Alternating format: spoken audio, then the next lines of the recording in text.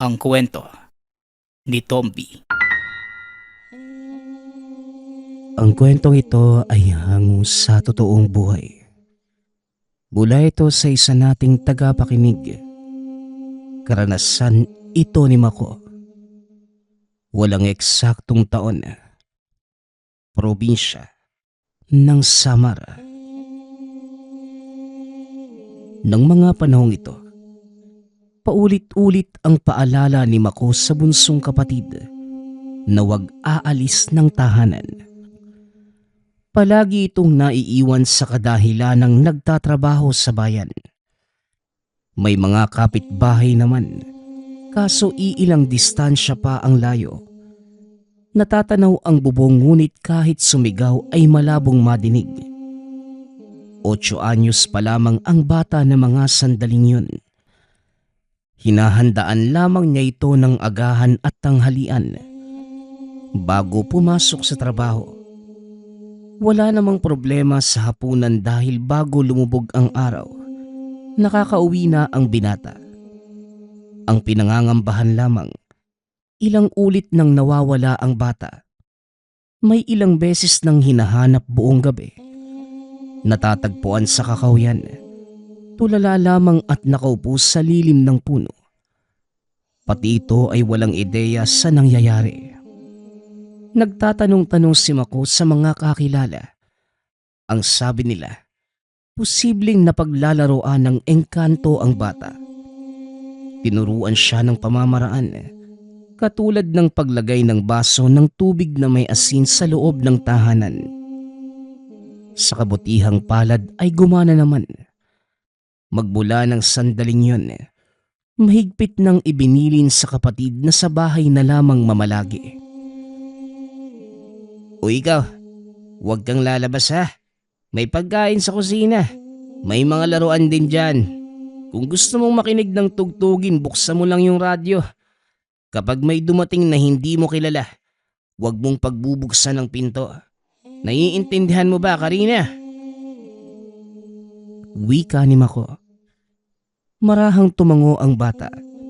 Nakatutok ito sa pagkain.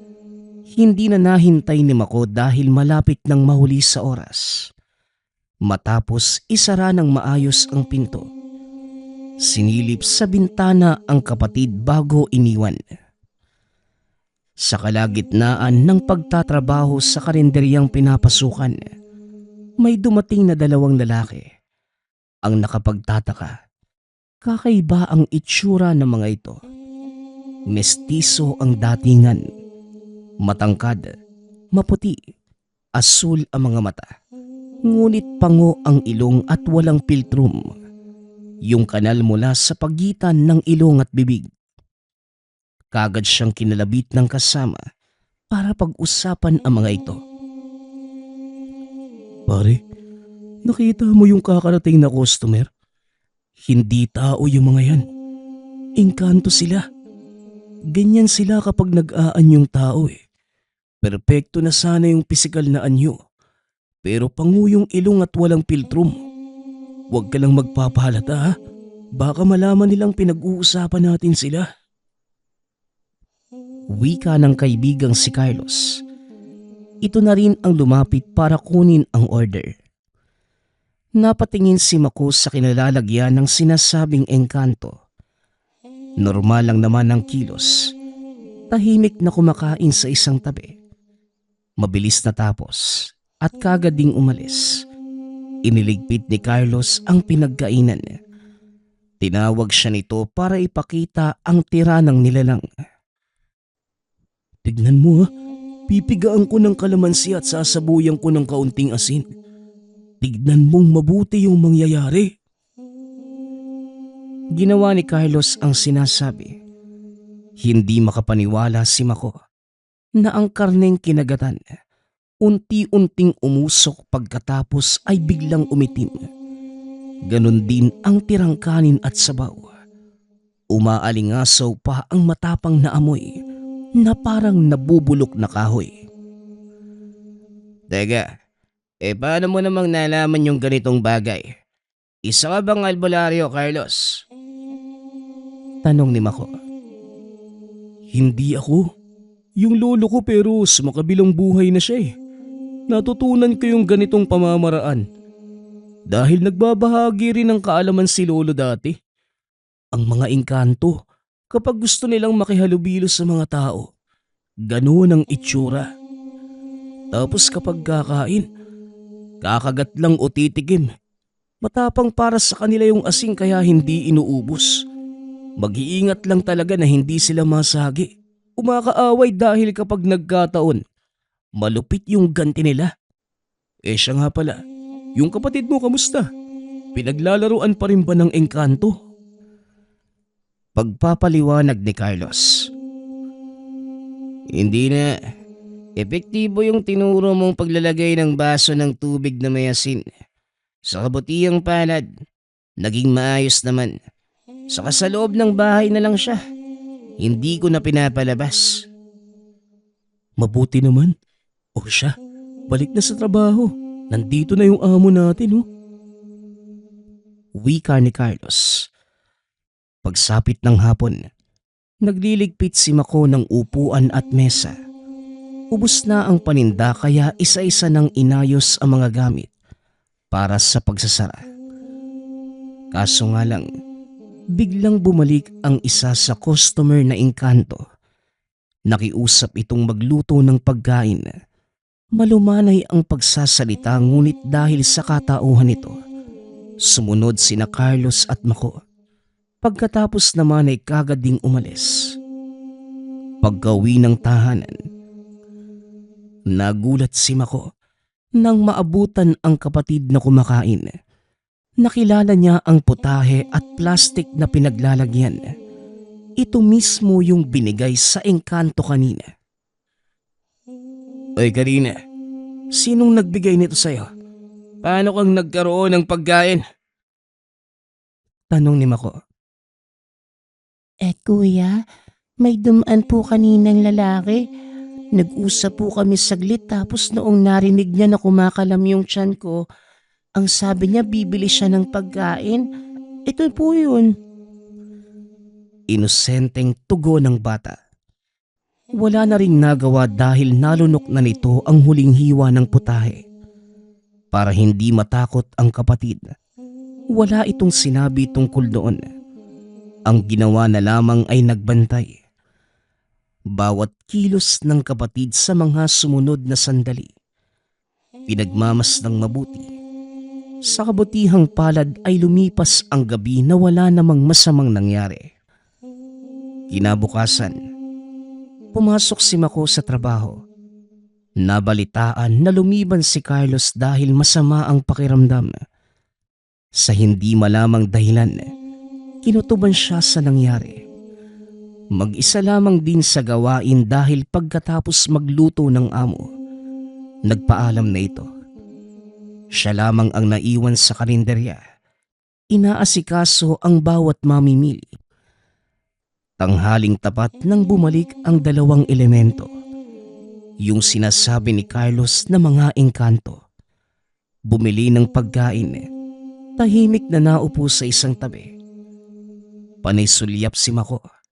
Kagad ding iniiwas kapag lilingon sa kanya.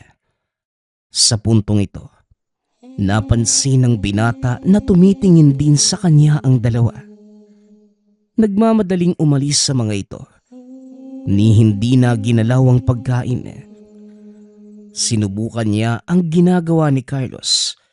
Pinigaan ng kalamansi at pinisika ng kaunting asin. Nagbago ang pagkain.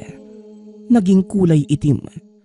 Nang itapon sa likod lumapit ang pusa at hindi nagtagal, nalagutan ito ng hininga. Nanlaki ang mga matang nakatitig sa katawan ng hayop at sa tirang pagkain ng engkanto. Tinabunan ng lupa para wala nang mabiktimang hayop.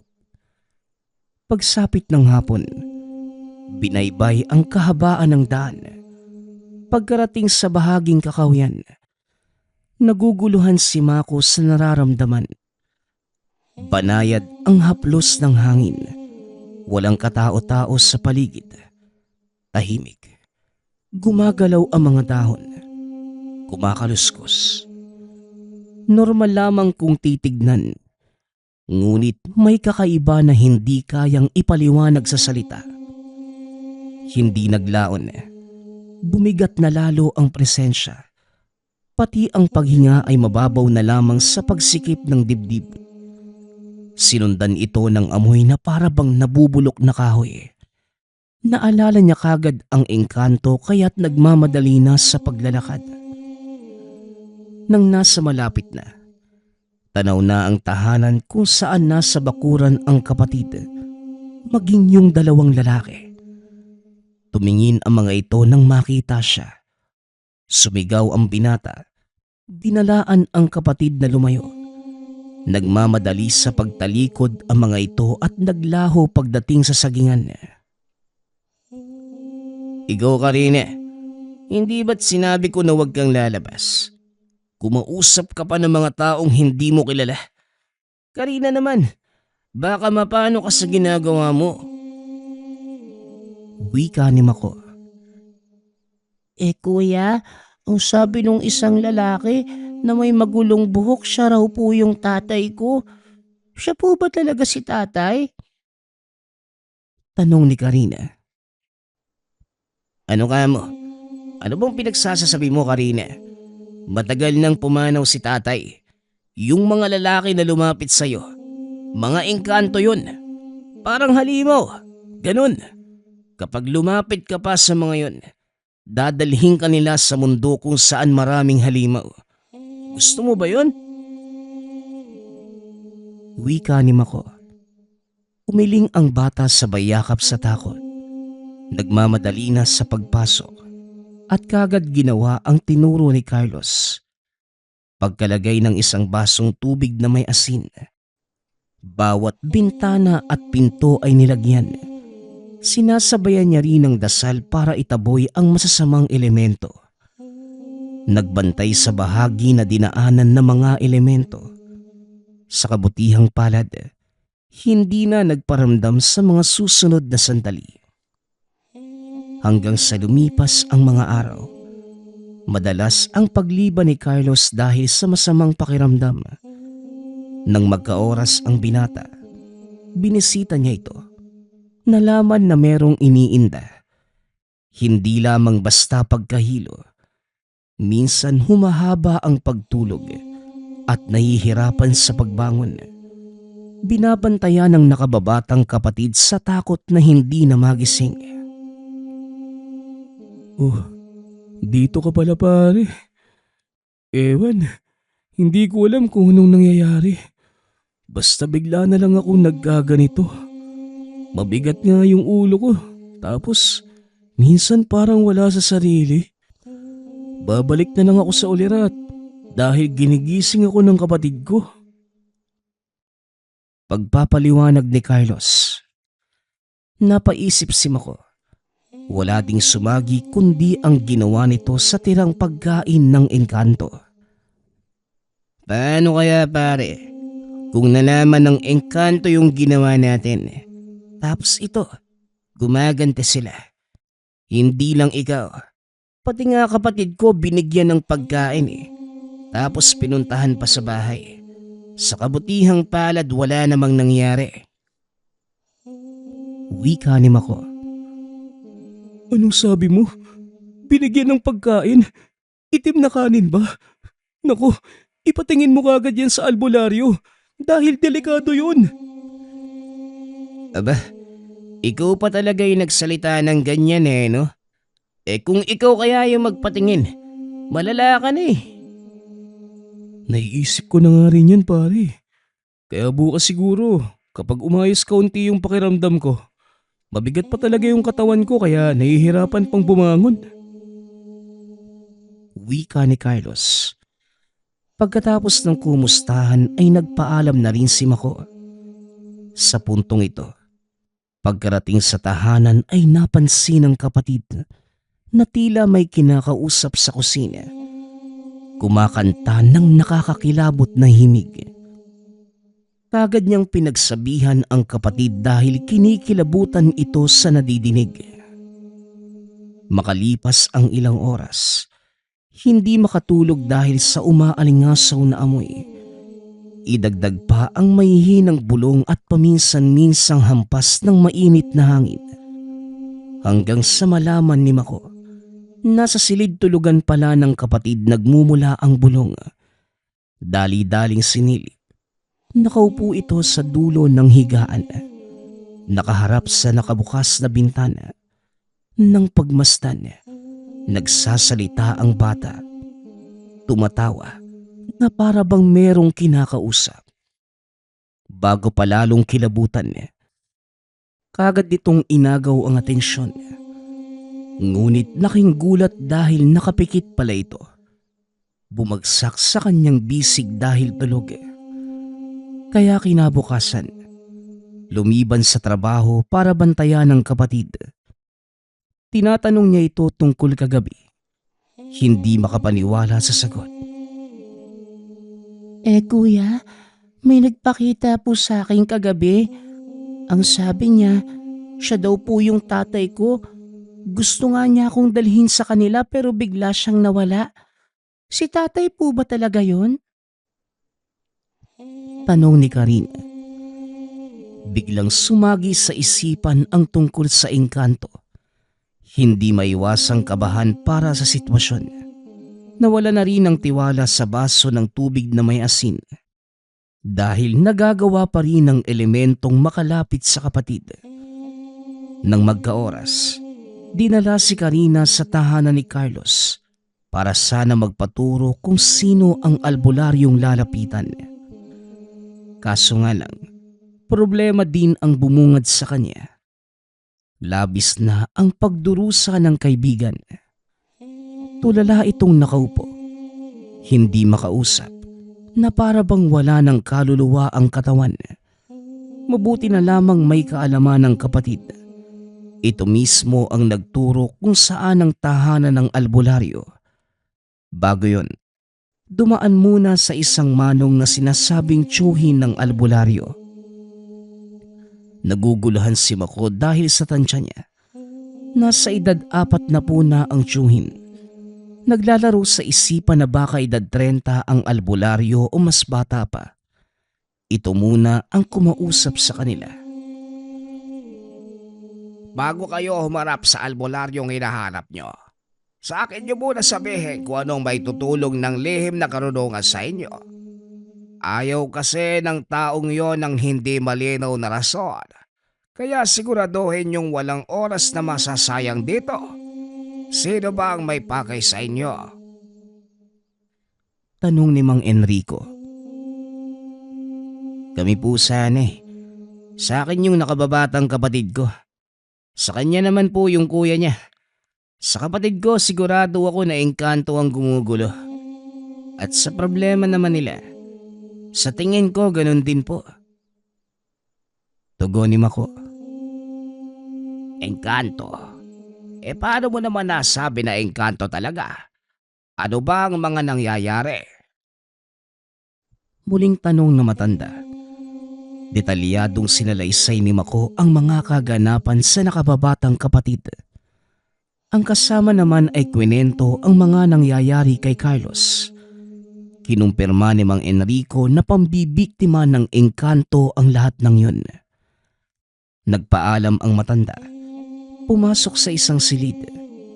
Matagal silang naghintay ngunit bigo na makaharap ang albularyo. Binigyan lamang sila ng langis. Bao na merong iba't ibang dinurog na kung ano-ano.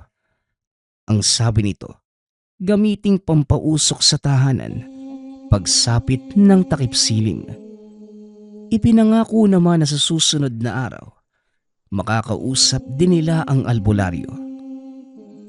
Nang mga sandaling yun, dismayado si Mako dahil inaasahan na sa araw na ito, matatapos na ang kababalaghan kaso nga lang, hindi man lang nag-abala ang albularyo na sumilip sa kanila. Subalit nang pausukan ang tahanan ni Carlos, gamit ang binigay na bao, laking gulat ng dahan-dahang umayos ang kalagayan nito. Bumalik sa ulirat na para bang ilang araw nang nawawala sa sarili. Pagkatapos, Nagmamadaling umuwi para subukan naman sa tahanan ang pausok. Sa kabutihang palad, tinanggal ng usok ang masamang enerhiya. Pinalitan ng gaan at ginhawa. Matapos yun, nakatulog ng mahimbing ang kapatid. Tumagal ang sitwasyon ng ilang linggo. Nawala ng panggugulo ng engkanto. Kaso, pinalipas lang pala ang araw na mawala ng bisa ang pausok. Isang hapon, naabutan muli ang kapatid na nasa kakahuyan. Tumatakbo, tumatawa, na para bang may kalaro. Ang problema, walang sino man itong kasama. Kagad namang inagaw ni Mako ang atensyon nito. Napansin na parang kakabalik lang din sa ulirat. Agarang dinala sa tahanan ni Carlos, ikwinento ang nangyari. Sa pagpupumilit na puntahan ng albularyo, sinamahan siya nito. Akala ko ba nilubayan na kayo ng sitwasyon? Ilang linggo na rin ang lumipas. Ano bang nangyari sa pagkakataong ito? O ikaw pala yung Carlos. Kamuntikan kitang hindi makilala. Wika ni Mang Enrico. Magandang gabi po sa inyo, Mang Enrico. Itong kaibigan ko yung ginagambala ngayon. Itong bata yung nakakaranas. Hindi po ba talaga namin pwedeng makausap si Mang Elias? Tugon ni Carlos. Bago pinaabot ni Mang Enrico ang tungkol sa pagbisita nila, nag-usisa muna ito sa eksaktong pangyayari. Ikwinento lahat ni Mako. Kinumbinsi na sana'y pagbigyan ng albularyo sa pagkakataong ito. Nangyari naman kaso ang bata lamang ang pinapasok sa silid kung saan ito naroroon. Matyagang naghintay hanggang sa lumabas ang kapatid. Nabuhat-buhat ni Mang Enrico. Nangangamoy haplas ang bata. Pinaabot na matanda ang sinabi ng albularyo. Pinapasabi ni Elias, biktima nga ng engkanto ang bata. Layo nitong angkinin at dalhin sa kabilang mundo para maging anak. Ikwinento ng bata ang personal na karanasan, kaya may inilapat na orasyon para sa proteksyon. Huwag na ring alalahanin dahil kung sakaling magpakita muli yung engkanto, hindi na makakalapit. Ang magagawa na lang nila ay tumingin sa malayo. Pakiusap lang din. Huwag nang iiwanang mag-isa ang bata. Wika ni Mang Enrico. Sandali, bakit hindi lumalabas yung albularyo? Para siya mismo yung magsabi niyan sa akin. Natatakot po ba siyang humarap sa kanyang pasyente? Tanong ni Mako. Mako, huwag ka namang ganyan. Nag-iingat lang yung albularyo. Ayaw niyang makipag-usap sa kahit na sino. Si Mang Enrico lang yung madalas na humaharap sa mga pasyente. Igalang na lang natin yun. Sita ni Carlos. Pasensya na, pero malibang makilala o makita yung albularyo. Baka mamaya, isang huwad yan at baka hindi mawala-wala yung engkanto. Dahil siya mismo ang nag-imbita para biktimahin itong kapatid ko. Malay ba natin? Iho, naunawaan ko ang punto mo. Pero wag mong pagdudahan ng kakayahan ng pamangking ko. Mahusay si Elias. Subalit may paniniwala lang siya na mahirap kontrahin. Respetuhin na lang natin kung ano man ang desisyon niya. Carlos, pwede na kayo umuwi. Mag-iingat kayo sa daan. Tugon ni Mang Enrico. Bumaling kay Carlos upang kumbinsihin si Mako na umalis. Mag-uusisa pa sana ito sa katauhan ng albularyo. Si Carlos na mismo ang nagpaliwanag. Mag-aral ng yumaong lolo si Elias. Pinaniniwala ang mahusay sa larangan ngunit may sariling paniniwala. Magmula sa araw na naging ganap na albularyo, ni hindi na ito humarap sa pamilya ng pasyente. Si Mang Enrico na lamang ang kumakausap mismo sa mga bisita. Nagdadala at naghahatid sa biktima na labas-pasok sa kinaroroon ng silid. Ito din ang nagpapaabot ng salita. Ano man ang sabihin ni Mang Elias. Nakulangan si Mako dahil wala ring ideya ang kaibigan sa sinasabing paniniwala. Yun lamang ang alam nito. Hindi nga rin nakita sa personalang albularyo.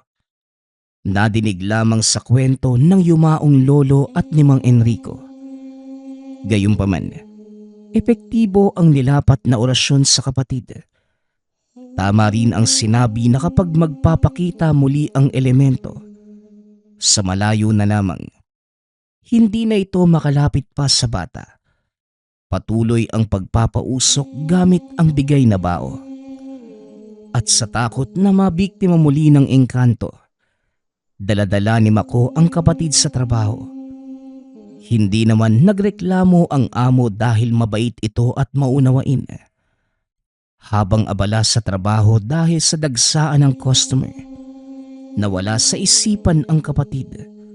Huli na mapagtantong nawawala ito. Hinanap nila sa buong tindahan. Napadpad sa katabing tindahan at bahay-bahay. Subalit hindi pa rin nakita. Maghapon ang paghahanap. Ilang ulit nang bumalik sa tahanan sa pag-aakalang nauna na. Pero wala. Naisip ni Mako na puntahan ang albularyo para magpatulong. Sa pagkakataong ito, hindi nagpapigil kay Mang Enrico. Diretso itong pumasok sa silid. Hindi makapaniwala sa nakita. Isang batang lalaki. Nasa tansya niya ay edad 12. Marami itong kwintas at simbolong nakaukit sa katawan. Ang paligid ay puno ng mga nakasinding kandila at mga gamit ng isang albularyo. Napaatras si Mako nang lumingon ang bata. Masama ang titig sa kanya. Tio Enrico, hindi ba't sinabi kong huwag kayong magpapapasok dito?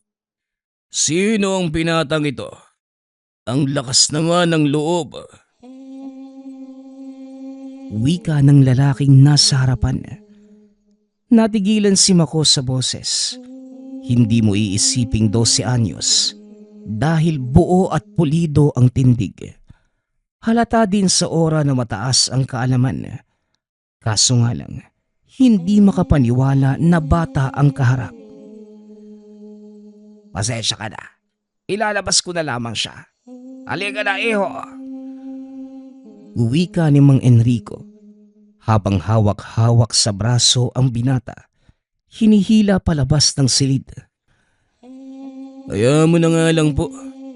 Gusto ko ding madinig kung ano ang sadya ng binatang to. Iwan nyo na lang po kami, tiyo.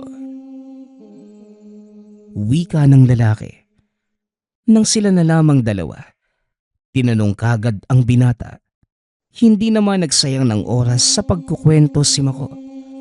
Kaso nga lang, hindi mapigilang magduda dahil naguguluhan ng isipan kung talagang bata ang kaharap o may diferensya lamang sa itsura kaya nagkakaganon.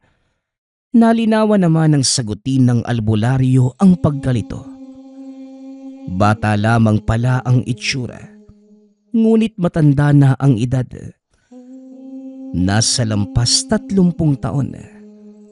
Sumama ito pabalik sa tindahan kung saan huling dinala ang kapatid. Pumikit lamang ito habang nakikiramdam sa paligid. Pagkatapos, sinundan habang naglalakad. Hindi naglaon ay nakarating sa tahanan sabay turo sa malaking puno sa kalagitnaan ng sagingan. Doon ilang ulit nakita si Karina, natulala at may kinakausap. Nakatawid na sa kabilang mundo ang kapatid mo. Kinuha ng engkanto. Wika ni Mang Elias. Ano? Ang sabi ni Mang Enrico, hindi makakalapit ang elemento sa kapatid ko. Tapos ngayon sasabihin mo na nasa kabilang mundo na. Albularyo ka ba talaga? Tugon ni Mako. Hindi ito tungkol sa akin. Kaya wag mong ibahin ang usapan. Kabilin-bilinan ko. Huwag mong iwanan ang bata ng mag-isa. Kahit ilang linggo na ang lumipas, hindi dapat magpakampante dahil sa oras na matipuhan ng engkanto ang tao. Hahanap at hahanap ito ng paraan para makuha. Hindi ko na kasalanan ang pagiging pabaya mo. Pagpapaliwanag ni Mang Elias. Napabuntong hininga si Mako. Hindi malaman kung ano ang gagawin. Pinakalma ang sarili at sinubukang makiusap. Sa kabutihang palad, pumayag naman ang albularyo. Kaso kinakailangan munang maghintay ng tamang araw at oras para sa gagawing ritual. Sa makalawa pa ito mangyayari, kaya't hindi mapakali si Mako sa pag-aalala. Umabot pa sa punto na nagkasagutan dahil ilang ulit nakiusap na gawin na lamang ang ritual. Kung hindi lang sa pag-awat ni Mang Enrico, siguradong magkakasakitan na ang dalawa. Pagsapit naman ng takdang oras, inihanda ng albularyo ang mga kagamitan at alay. Nagpausok. Bawat isa ay may hawak na kandila. Hindi naglaon. Sinimulan na ang ritual. Sumambit na mga kataga. Bumungad kagad ang mainit na hampas ng hangin. Sinundan ng matapang na amoy ng nabubulok na kahoy. Napapitlag ng makarinig ng boses. Mga bulong na sapat para kilabutan. At hindi nagtagal. Boses ng pag-iyak ni Karina. Tatawagin na sana ngunit pinigilan ni Mang Enrico. Hinayaan na lamang ng binata ang albularyo na gawin ang parte nito. Dumistansya sila sa utos na matanda. Sakto lamang na nakalayo. Umihip ang malakas na hangin. Lumakas ang boses na para bang nagalit ang kalikasan dahil pati halaman at mga puno ay nayanig. Sa kabila ng mga kaganapan, nanatiling kalmado ang albularyo. Nakasindi pa rin ang hawak nitong kandila. Nakapikit. Kinukumpas ang kamay habang nagsasalita sa ibang wika. Hindi naglaon. Lalong sumigaw ang kung sino. Kasabay ng paglitaw ng bata sa likod ng puno. Nakahandusay at walang malay.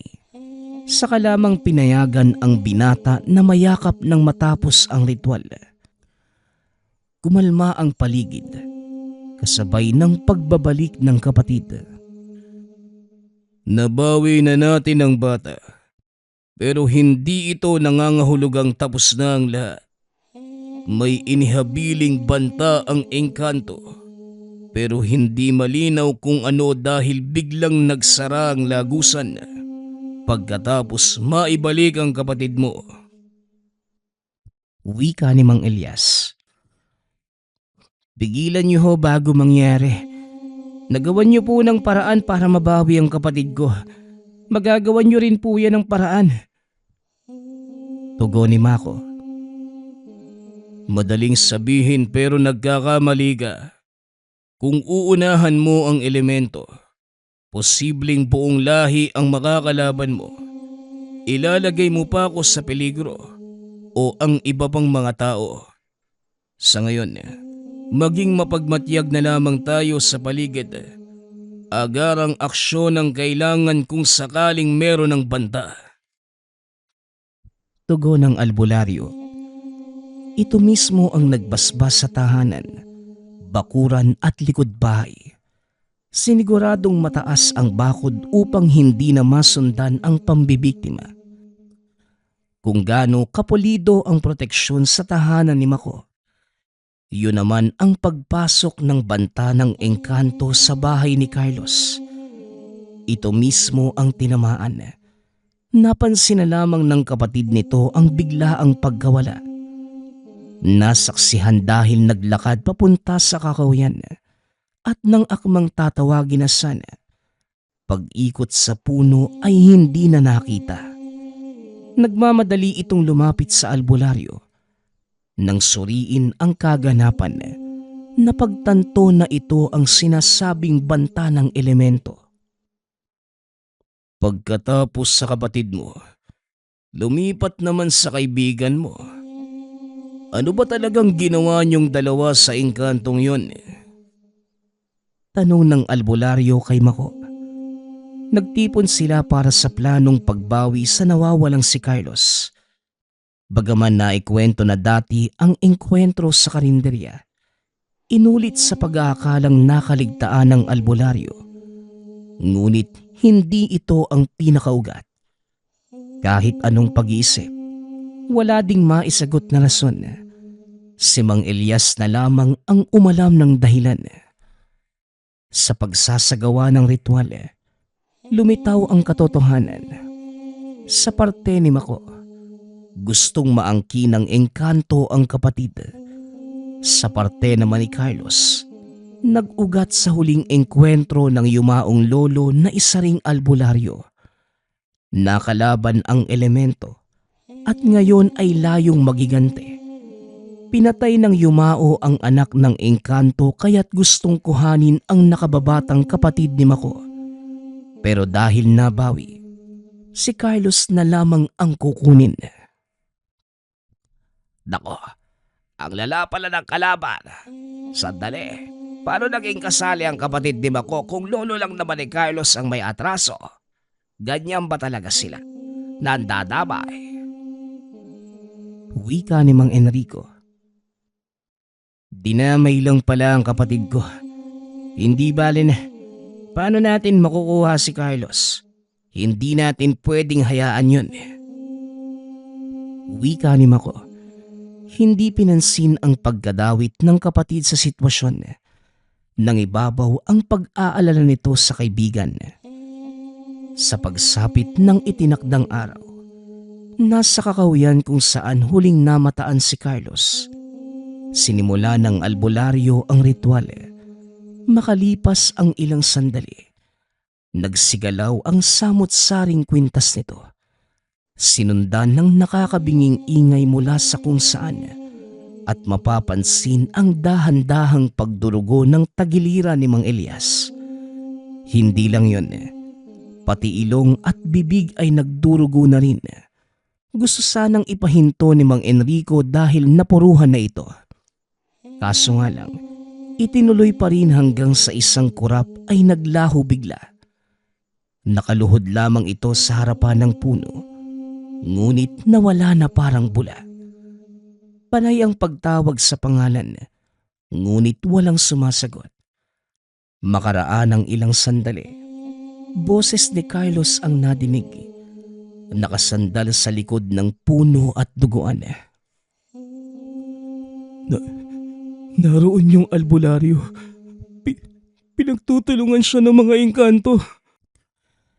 Wika ni Carlos, bago ito tuluyang nawala ng malay. Natataranta kaso wala ding magawa. Hindi maalam si Mang Enrico sa ganitong larangan, kaya napapadasal na lamang sa kaligtasan ng pamangkin. Kung ano-anong ingay ang nadidinig, humahampas ang mainit na hangin. Umaalingasaw ang amoy ng nabubulok na lumot. May mga bulong. Dahan-dahang umatras nang mapansin ang paggalaw ng batong gamit na iniwan ng albularyo. Hindi naglaon. May tunog ng pagsabog. Ilang sandali pa, nakita nila si Mang Elias na nakaluhod pa rin sa posisyon kung nasan ito kanina. Malakas ang pagbigkas ng mga salita habang nagsisigalawan ang mga kwintas. At nang tumagal, namayani ang nakakabinging katahimikan. Natapos ang lahat ng ganun lang. Kalmadong tumayo si Mang Elias. Dinampot ang bato at saka ibinulsa. Pasimpleng sinabi na lumakad na ang lahat. Pagkarating sa tahanan nito, walang ni isa ang naglakas loob na magsalita. Tahimik si Mang Elias. Nahihiyang magsabi ang sino man. Walang imik na pinapanood ang panggagamot nito kay Carlos. Tinapala ng dahon na binabad sa langis at iba pang kombinasyon. Nilapatan ng orasyon hanggang sa unti-unting nagkamalay. Nang mahimasmasan, isinalaysay ni Carlos ang karanasan doon sa kabilang mundo. Ayon sa binata, tunay ngang nakakatakot ang lugar. Tila nasa impyerno kung saan libo-libong demonyo ang nakapaligid. Walang katahimikan, puro ingay lamang na mga engkanto. Nagpapalit anyo ang mga ito para takutin siya. Higit sa lahat, nakalutang lamang doon. Walang makikitang sahig o anuman. Parang nasa loob ng bilog na kung saan puro kadiliman. Ang makikita ng mga mata ay ang nakakakilabot na imahe ng mga elemento. Nagtugma naman ang kwento ni Carlos at ni Karina. Parehong napadpad sa kabilang mundo ang dalawa. Mangiyak-ngiyak ang bata sa pagsasalaysay dahil nararamdaman pa rin ang takot na nadanasan sa mga oras na bihag ng engkanto. Dito lamang napagtanto ni Mako na hindi madali ang pinagdadaanan ng kapatid at kaibigan. Magmula sa araw na yon, napagpasyahan ng binata na lumipat ng tirahan. May kaanak naman sa kabilang bayan at doon. Walang problema tungkol sa kung anong elemento dahil nasa mismong sentro. Habang si Carlos naman, ganon din ang ginawa. Nanuluyan sa tiyahin na nasa karatig bayan. Parehong natuto sa karanasan kaya't gumawa ng paraan para makaiwas. At para manatiling ligtas, binigyan ng albularyo ng tigi-isang itim na bato. Walang ideya dahil nang magtanong. Ang sabi lamang nito ay para sa kaligtasan. Hindi na lamang din nag-usisa pa. Inilagay na lamang ang buong tiwala roon. Dahil din sa pangyayari, may mga bagay pang hindi malinaw kay Mako. Ang sinasabing paniniwala ng albularyo na dahilan para iwasang makaharap ang pamilya ng pasyente. Napilitan lamang ito noon dahil naglakas loob siyang pumasok sa loob. At nang magkaoras, bumalik ito sa lugar para sana mga musta. Ngunit huli na nang dumating dahil namayapa na pala ang albularyo. Ang sabi ni Mang Enrico, ito ang kabayaran ng pagsuway sa sariling paniniwala. Yun lang din ang alam ng tiyuhin. Walang sinabi ang yumao. Napabuntong hininga na lamang si Mako. Nalulungkot man ngunit kinakailangang tanggapin. Pinigilan na rin ito ni Mang Enrico na maghalungkat sa kaganapan para makaiwas sa anumang panganib. Labis man ang pagsisisi sa mga kaganapan. Lubos naman ang pagpapasalamat ni Mako sa ginawang sakripisyo ni Elias. Nagbilin din ito na kung sakaling malaman ni Mako ang kamatayan, huwag nitong sisihin ang sarili dahil yun ay nakatakda, ang pagsasakripisyo ng batang ermitanyo. Ang susunod nating kwento ay mula sa isa nating tagapakinig. Karanasan ito ni Paco. Walang eksaktong taon. Probinsya ng Bicol. Nakatira ang pamilya ni Paco sa isang maliit na lumang baryo sa Bicol. Kaya kung sakaling may usap-usapan sa lugar, madali lamang itong kumakalat sa mga naninirahan doon. Uso na noon pa ang tsismis. Makikita ang mga taong nagkukumpulan. Ngunit hindi na ito pinapansin pa ng pamilya ni Paco dahil lahat ay mas abala sa paghahanap buhay. 4 silang miyembro ng pamilya, ang mga magulang, si Paco at ang bunsong lalaking kapatid.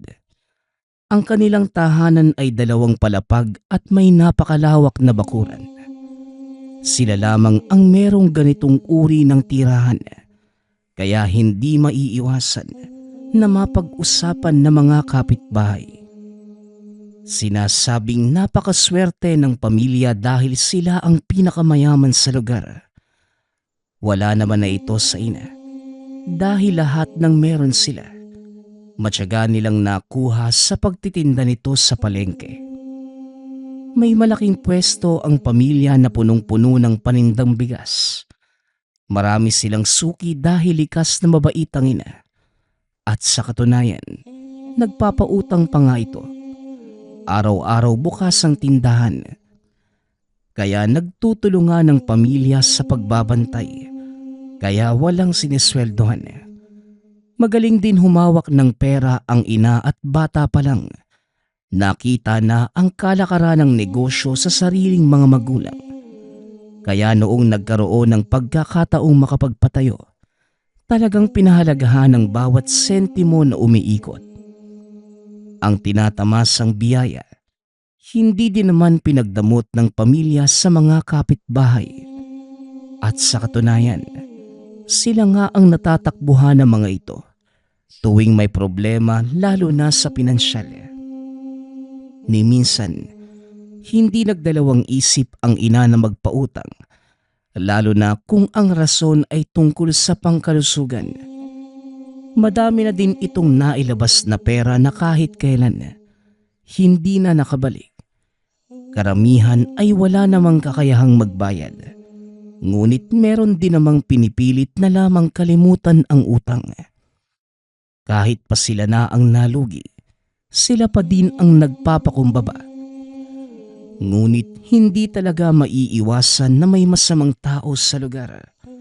Yung tipong sila na ang may utang, pero sila pa ang naninira kapag nakatalikod ang inutangan. Ang lahat ng ito ay naging normal na lamang kay Paco at nakakaramdam man minsan ng galit. Ngunit palagi na lamang inaalala ang payo ng ina na ipagpasa Diyos na lamang ang hindi magandang ginagawa ng kapwa. Isang araw, dahil sa gabi na dumating ang mga biniling bigas sa mga magsasaka, 9:00 na ng gabi nang magsara sila ng tindahan at dali-dali na silang naglakad pauwi. Nang akmang papasok na sana ng tahanan, biglang dumating ang hingal na tiyahin at nagtanong kung pwede bang makahiram ng pera dahil isinugod sa ospital ang asawa. Natanong naman ng ina kung magkano ang kakailanganin. Kagad itong tumugon ng 10,000. Nagulat ang pamilya dahil napakalaking halaga. Wala silang hawak na ganong pera dahil kakabayad pa lamang sa mga magsasaka. Pasensya na Ate Cora, pero wala po kaming ganyang kalaking halaga. 4,000 lang yung kaya kong ipautang ngayon. Hindi naman po sa nagdadamot pero yun lang talaga yung meron kami ngayon dahil madami ding bayarin sa tindahan. Pagpapaliwanag ng ina. Hindi naman inaasahan ng pamilya ang naging reaksyon nito. Umirap ang tiyahin. Nagpupumilit na yun talaga ang kailangang pera. Dahil sa kapatid ito ng ama, walang pag-aatubili itong sumabat. Ano ba, Cora? Ikaw na nga yung humihingi ng pabor. Ikaw pa tong akala mo kung sino. Wala nang ibang pera. Kung tatanggapin mo yung 4,000, makakatulong na yan sa asawa mo. Pero kung magpupumilit ka, maaari ka nang umalis at hindi na kami makikialam sa'yo. Wika ng ama habang naiirita na sa pag-uugali ng tiyahin. Hindi naman ito sumagot pa at sa mababang boses, sinabing kukunin na lamang ang pera. Kinuha ng ina ang pera at inabot kay Cora. Pagkakuha, tumalikod ito ni hindi man lamang nagpasalamat at diretsyong naglakad papauwi. Humingi naman ng paumanhin ang ama dahil sa dati pa man, masama na talaga ang ugali ng kapatid. Ngumiti naman ang ina at sinabing ayos lang. Pumasok na ang mag-anak sa loob ng tahanan. Nagboluntaryo na din si Paco na magluluto ng hapunan. Minadali na ang pagluluto at nang matapos, sabay-sabay silang kumain. Matapos yon ay kagad din namang nakatulog ang pamilya.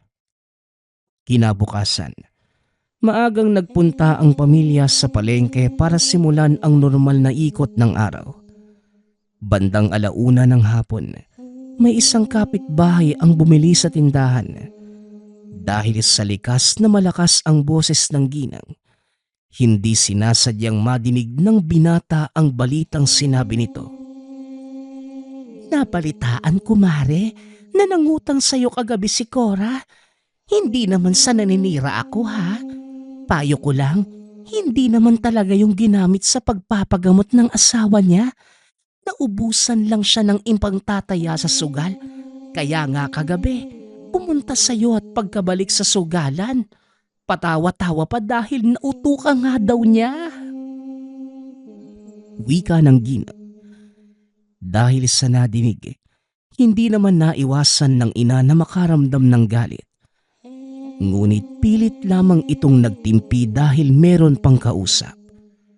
Nang makaalis ang ginang ay nagsumbong ito sa bagong dating na asawa. Nagalit naman ang ama at walang pag-aalinlangan. Umalis ito at sinabing pagsasabihan ang kapatid. Napatakbo naman si Paco para sundan ng ama. Habang mabilis na naglalakad, nakakaramdam ng kaba si Paco dahil alam niya na iba ang ugali nito kapag nagagalit. Nang makarating sa tahanan ng tiyahin, naabutan ang mag-asawa na nagsisibak ng kahoy. Kagad itong pumasok sa bakuran at pinagsabihan ang kapatid. Hindi naman nakialam ang asawa dahil away magkapatid yun. Sa buong pagtatalak ng ama, hindi naman nagawang sumagot ni Cora kaya pagkatapos, galit na galit itong umalis. Nakasunod lamang si Paco ngunit bago pa man makalayo, napalingon ito at kitang-kita ng dalawang mga mata na nanlilisik ang mga mata ni Tia Cora habang nakatitig sa ama. Napahawak naman si Paco sa braso ng ama dahil sa naramdamang takot. Pagkabalik sa palengke, hindi na nagsalita pa ang ama at si Paco na lamang ang nagkwento sa ina ng mga naganap. Wala namang sinabi pa ang ina dahil sa dati pa man nirerespeto nito ang anumang pasya o gawin ng asawa.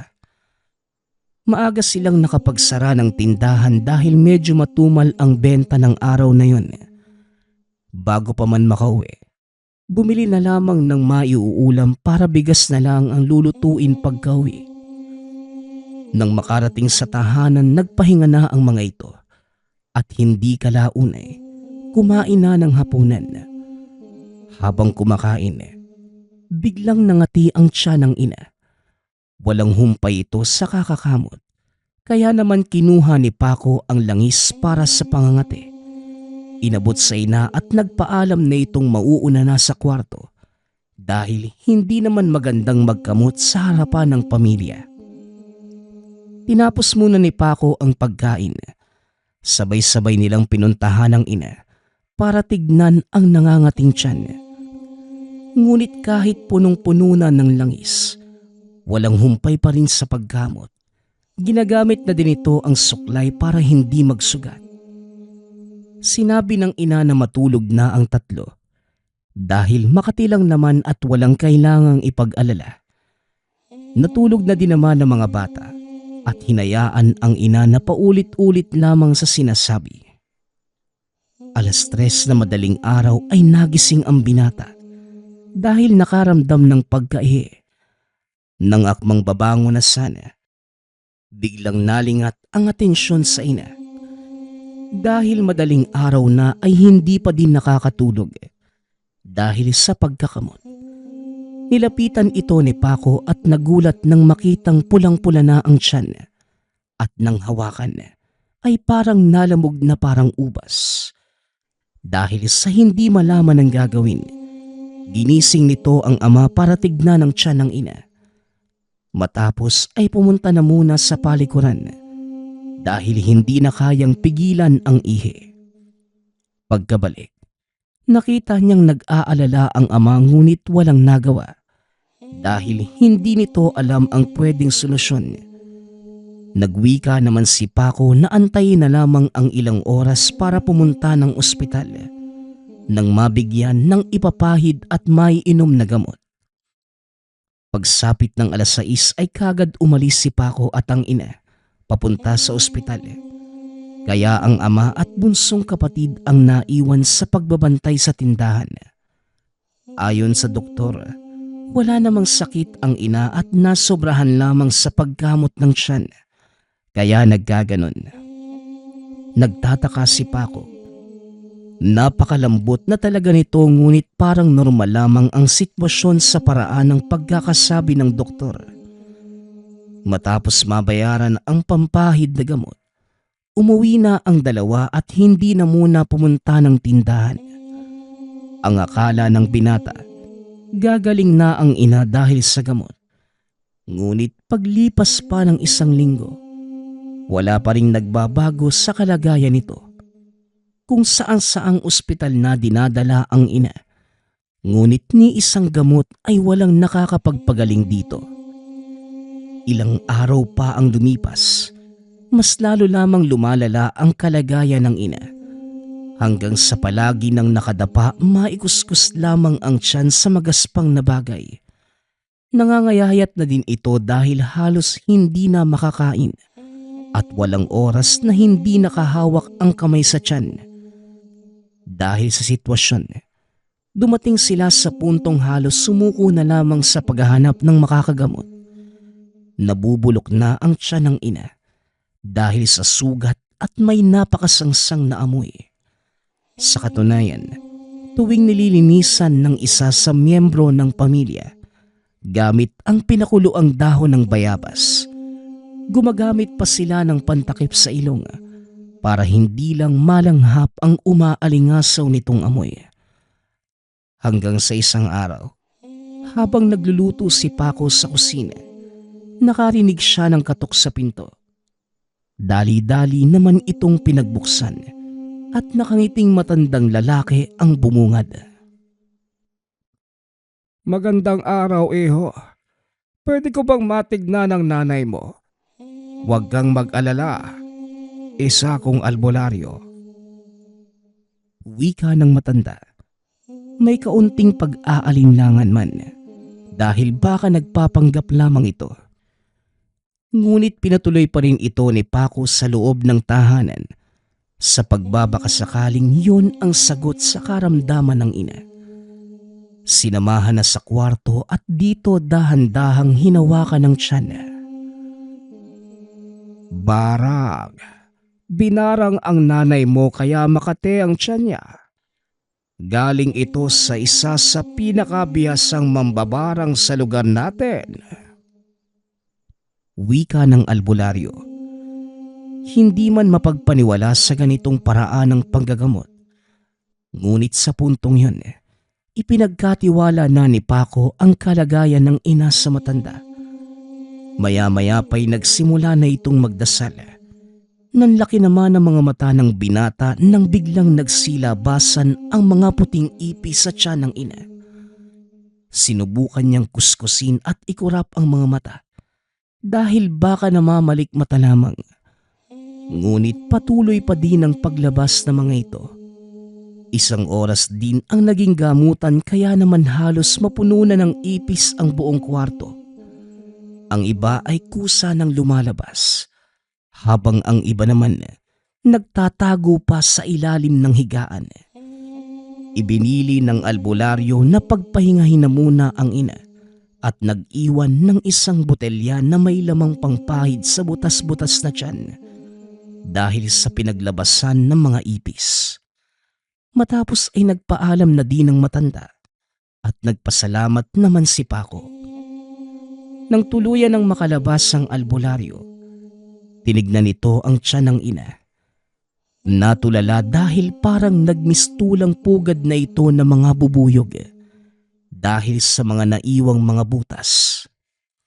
Ngunit pilit na lamang nitong pinalakas ang loob dahil ayon naman sa albularyo, gagaling din ang ina paglipas ng ilang araw. Paisa-isa pa ding naglalabasan ang nakatagong ipis, kaya hinayaan na lamang ito ni Paco. 6:00 ng gabi, nagising na ang ina at ayon dito, maginhawa na ang pakiramdam, ngunit medyo masakit na lamang ang mga sugat. Maya-maya pa ay dumating na din ang ama kasama ang kapatid at dito nilahad ni Paco ang buong pangyayari. Nagpasalamat naman sila dahil natuldukan na din ang pasakit ng ina. Lumipas pa ang 1 linggo. Nakabalik na sa normal ang pamumuhay ng pamilya. Nakakasama na din ang ina sa palengke. Ngunit pinapaupo lamang ng asawa dahil baka masagi sa kung saan-saan ang sugat. Nang mga panahong to, nanatili naman si Paco sa tahanan dahil merong kinukumpuning parte ng bahay. Madalas niyang napapansin ang puting ipis na nasa higaan ng ina. Dahil naaalala nito ang kalunos-lunos na nangyari. Nang hindi makapagpigil, dinampot ito at pinagtataga ng dalang bolo.